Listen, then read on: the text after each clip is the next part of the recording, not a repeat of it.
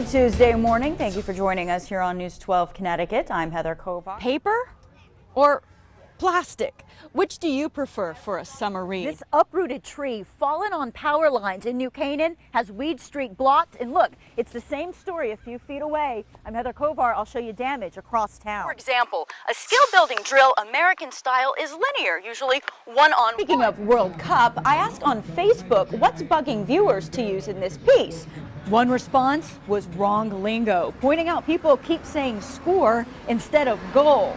Also, 1-1 isn't a tie, it's a draw. Thanks for watching News 12 Connecticut. I'm Heather Kovar. We've been keeping you up to date on breaking news this morning. We're told that a small corporate plane has crashed in Stratford. We're told 7 people were on board. We have a crew on the scene. News 12 Connecticut's Mark Rapaski is there, and he joins me now on the phone.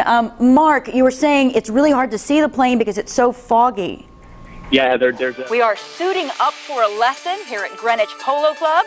I'm Heather Kovar. You too can play. I'll explain right here on News 12 Connecticut. Thank you for joining us here on News 12 Connecticut. I'm Heather Kovar. In 12 on Crime, police say a group of teens from Chapin Point in Stamford may be responsible for a rash of car break-ins in their own neighborhood. Police say the best way to prevent someone from breaking into your car is to keep it locked and put valuables out of sight.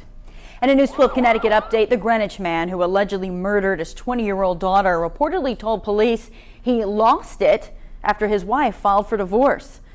Levi Johnston is running for mayor. The former fiance of Sarah Palin's daughter, Bristol, has decided he wants to be the mayor of Wasilla, Alaska. Now, that's the same town Palin worked for before becoming governor. Johnston's campaign will be documented with a new reality TV show called Loving Levi, The Road to the Mayor's Office. 12 Connecticut's Paul P. York has your hyperlocal forecast in less than 4 minutes. And I had heard here in the Northeast that moon pies were also known as a scooter pie. I had asked that earlier, and some viewers wrote in and called in, so thank you for that. And also, I guess in Canada and the UK, they're called wagon wheels. Learn something new every day. All right. Well, Paul P. York's going to let you know what you can expect as you step out the door today. His local forecast is coming up in less than 4 minutes. When musicians sit down to write a song, you have to wonder, do they plan to have a chorus of la la la's and da da do's? Or do they just run out of things to say? What does law mean anyway? It's just a note to follow so. It's such a bad, cheap fill-in. James Norkowich is a musician who works with charities across southwestern Connecticut. He DJs a weekly web radio show, performs live, plus plays every Sunday at the Covenant Church of Easton. His love for music makes him a critic when it comes to what he calls filler. I don't know what I'm doing, so I think I'll sing the song. Yet he says musicians know what they're doing. A common rhythm or redundant word can sell. Gets them in the door. It sells the album. It makes it identifiable with the song. And that is what ends up being the hook. The Crash Test Dummies with did that. But what's really annoying is when one of your favorite artists throws in a la la la. You go, man, why did they record that? Even Elton John threw in the law in Crocodile Rock. It was like, la, la, la, la, la, la. But like it or not, you know that is when you find yourself singing along.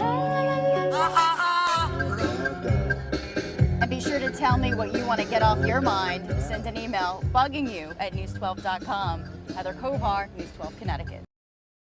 During what seemed like an endless winter and rainy March, so many people were saying, I can't wait for summer.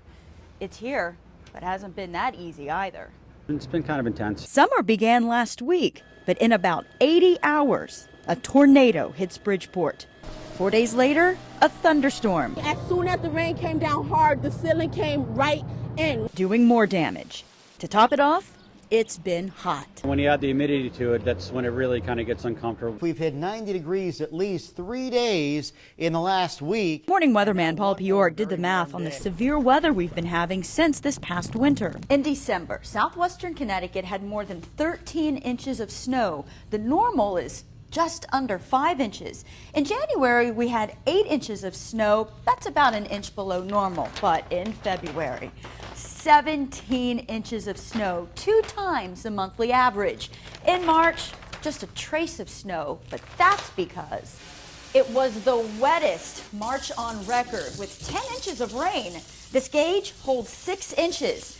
That's how many inches above normal we were for the month of March.